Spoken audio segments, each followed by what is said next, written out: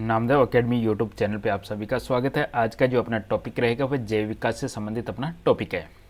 जैव विकास पर आधारित मोस्ट इंपॉर्टेंट क्वेश्चन जो एग्जाम में पूछे जाते हैं, उसमें पहला क्वेश्चन है उत्परिवर्तन का सिद्धांत वो किसके द्वारा प्रतिपादित किया गया। तो अपना इस क्वेश्चन का सही जवाब बनेगा ऑप्शन नंबर डी के साथ में ह्यूगो डी ब्रिज आपका इस क्वेश्चन का बिल्कुल करेक्ट आंसर बनेगा। अब अपन बात करेंगे उत्परिवर्तन होता क्या चीज़ है। देखिएगा, जीन है, जीन के भीतर जो भी अनुक्रम आधार परिवर्तन होता है, अनुक्रम आधार परिवर्तन, ये शब्द आपको ध्यान में रखना है। जीन के अंदर अनुक्रम आधार परिवर्तन है वह आपका उत्परिवर्तन कहलाता है।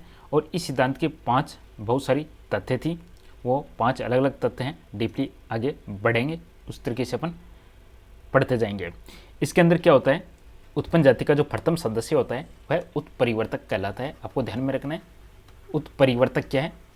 उत्परिवर्तक है आपका प्रथम सदस्य, यानी उत्परिवर्तन से यदि कोई उत्पन्न जाति होती है तो उसका जो प्रथम सदस्य है वह कहलाता है उत्परिवर्तक। अब आपको यहाँ पे इसके सिद्धांत के अनुसार उत्परिवर्तन होता है वह अनिश्चित होता है। यह शब्द भी आपको ध्यान में रखना है, एग्जाम में इस पर क्वेश्चन आता है कि उत्परिवर्तन के सिद्धांत के अनुसार उत्परिवर्तन किससा होता है, तो उत्परिवर्तन आपका अनिश्चित होता है। ह्यूगो डी ब्रिज के द्वारा ये दिया गया था। अगला क्वेश्चन है जैव विकास को सबसे पहले किसके द्वारा समझाया गया। जैव विकास है, इसको ऑर्गेनिक इवोल्यूशन अपन इंग्लिश में बोलेंगे, ऑर्गेनिक इवोल्यूशन। इसको उद्विकास भी बोल दिया जाता है, उद्विकास। जैव विकास या उद्विकास, इसको सबसे पहले किसके द्वारा समझाया गया, तो यहाँ पे आपका करेक्ट आंसर बनेगा सबसे पहले समझाया गया था लेमार्क के द्वारा समझाया गया था। लेमार्क का जो भी सिद्धांत था वह कब प्रकाशित हुआ, 1809 के अंदर प्रकाशित हुआ। और किसके अंदर हुआ, इनकी पुस्तक थी एक जिसका नाम था फिलोसॉफिक जूलॉजी। ये शब्द आपको ध्यान में रखना है, बुक का नाम है फिलोसॉफिक जूलॉजी। इसके अंदर ये प्रकाशित हुआ था। सिद्धांत क्या कहता है, इस सिद्धांत के अनुसार क्या होता है, जीव और इनके अंग में बड़े होते हुए रहने की प्राकृतिक प्रवृत्ति होती है। ओके। और इसी के अनुसार क्या होता है, कोई अंग है वह ज़्यादा यूज होता है तो ज़्यादा प्रोग्रेस करता है, कम यूज होता है तो कम प्रोग्रेस करता है। जैसे कि एग्जांपल जिराफ की गर्दन का लंबा होना, ये इसका एग्जांपल है। अब इसी के सिद्धांत के अनुसार आपको एक शब्द याद में रखना है, टोंटोलॉजी क्या होता है। एग्जाम में आपसे क्वेश्चन पूछ लिया जाएगा। लेमार्कवाद के सिद्धांत के अनुसार टेंटोलॉजी क्या है, यानी जो भी उपार्जित लक्षण है, जितने भी उपार्जित लक्षण हैं उनका अध्ययन कहलाता है टोंटोलॉजी। क्वेश्चन है लेमार्कवाद का मूल सिद्धांत क्या है, तो मूल सिद्धांत उपार्जित लक्षणों की वंशानुगति और उपार्जित लक्षणों का जो अध्ययन है वह क्या कहलाता है, वह कहलाता है टोंटोलॉजी। ये आपको ध्यान में रखना है। चलिए अगला क्वेश्चन है जीवों के प्राकृतिक चयन का सिद्धांत का प्रतिपादन किसने किया। नेचुरल सिलेक्शन अपन जिसको बोलेंगे, नेचुरल सिलेक्शन या प्राकृतिक चयन का सिद्धांत किसके द्वारा दिया गया, तो यहाँ पे आपका करेक्ट आंसर बनेगा ऑप्शन नंबर बी के साथ में डार्विन के द्वारा दिया गया था। Darwin.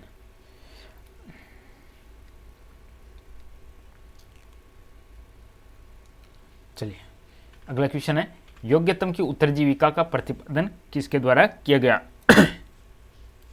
Very very very important question है। योग्यतम की उत्तरजीविका का प्रतिपादन किया गया था डार्विन के द्वारा किया गया। आंसर बनेगा इसका ऑप्शन नंबर बी डार्विन। अगला क्वेश्चन है उत्परिवर्तन के सिद्धांत के जन्मदाता कौन है। उत्परिवर्तन के सिद्धांत के जन्मदाता है ह्यूगो डी ब्रिज है। Option number C Hugo de Vries. अगला क्वेश्चन है समरूप अंग होते हैं कैसे।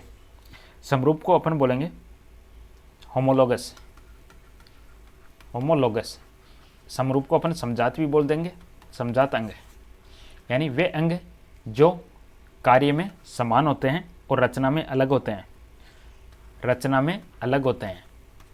और कार्य में समान होते हैं, वह कहलाते हैं समरूप अंग या समजात अंग कहलाते हैं।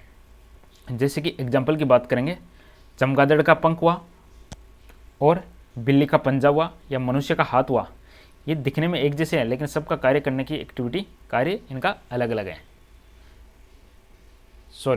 कार्य में समान है। देखिएगा, समरूप की बात करेंगे, एक है आपका समरूप, एक है आपका समजात, दोनों अलग अलग है। यहाँ पे थोड़ा सा डिफ्रेंशिएट हो गया, एक होता है समजात, एक होता है समरूप। 1 नंबर समरूप है, 2 नंबर समजात है। आपको ध्यान में रखना है, थोड़ा सा मिस्टेक हो गया यहाँ पे। देखिएगा दोनों अलग अलग है, समजात और समरूप दोनों अलग अलग है।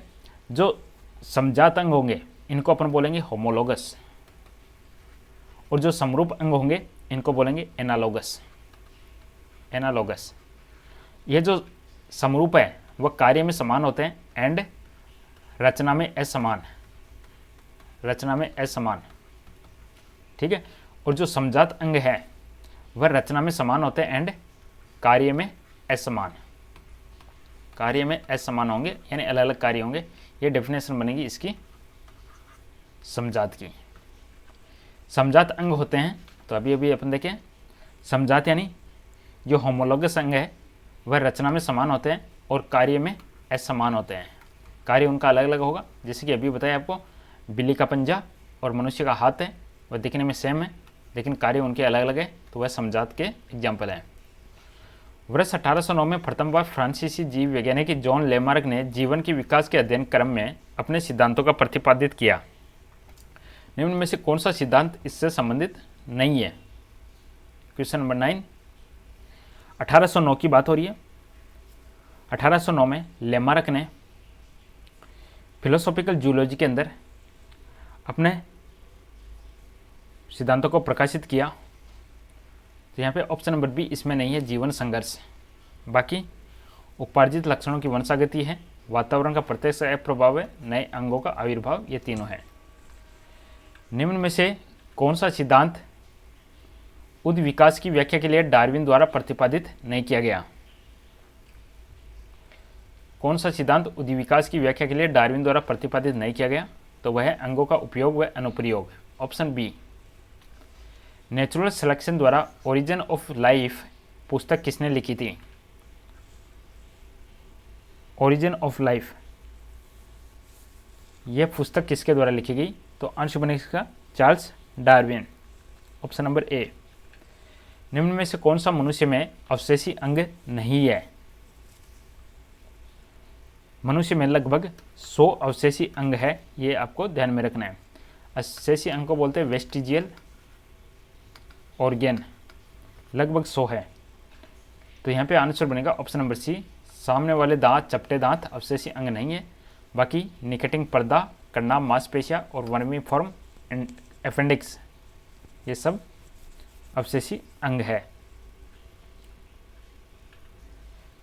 नेक्स्ट क्वेश्चन है, ऐसे अंग जो विभिन्न कार्यों में उपयोग होने के कारण काफ़ी असमान हो सकते हैं लेकिन उनकी मूल संरचना एक भ्रूणीय प्रक्रिया में समानता रहती है। देखिएगा ये क्वेश्चन है कि संरचना या रचना में समान और कार्य में असमान या कार्य में अलग अलग। अब आपको बताना है कि ये किसकी डेफिनेशन है। तो ये डेफिनेशन है समजात अंग की। संरचना में समान, कार्य में अलग अलग समजात अंग, जिनको बोलेंगे होमोलोगस।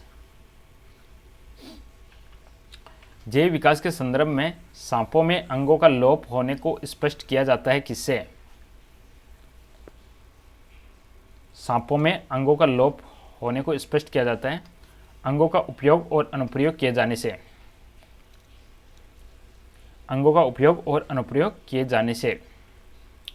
जीवन की उत्पत्ति हुई है किसमें? जीवन की उत्पत्ति कहाँ से हुई है?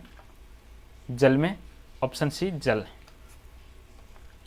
क्वेश्चन है, जीवन की उत्पत्ति के समय निम्न में से कौन स्वतंत्र अवस्था में नहीं पाई जाती है? जीवन की उत्पत्ति के समय में कौन स्वतंत्र अवस्था में नहीं पाई जाती है? ऑप्शन है यहाँ पे methane, CH4, ammonia, hydrogen, oxygen. तो आंसर बनेगा यहाँ पे ऑक्सीजन है, वह स्वतंत्र अवस्था में नहीं पाई जाती, ऑप्शन डी। विकास की प्रक्रिया में मनुष्य का निकटतम प्राणी क्या है? मनुष्य का निकटतम प्राणी है बंदर, ऑप्शन बी।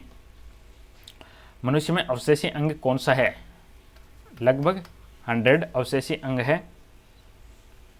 तो यहाँ पे आंसर बनेगा ऑप्शन नंबर 1 के साथ में कर्ण पल्लव पेशिया अवशेषी अंग है। कर्ण पल्लव। जीवों के विकास के संदर्भ में कौन सा अनुक्रम बिल्कुल सही है? देखिए ऑप्शन में से अनुक्रम सही कौन सा है? तो आंसर है ऑप्शन सी, सलामेडू, अजगर, कंगारू। ऑप्शन सी बिल्कुल सही है। प्रयोग और अनुप्रयोग का कानून इनके द्वारा प्रतिपादित किया गया था। जो प्रयोग होते हैं विकसित होंगे, जो प्रयोग नहीं होंगे वह लुप्त हो जाएंगे। यह प्रयोग विकसित किया गया लेमार्क के द्वारा, ऑप्शन सी। पक्षियों और कीटों के पंख कैसे होते हैं? पक्षियों और कीटों के पंख समवर्ती होते हैं या समरूप होते हैं, ऑप्शन सी। चलिए, ये था छोटा सा टॉपिक, फिर मिलेंगे नए टॉपिक के साथ में। बहुत बहुत धन्यवाद, थैंक यू।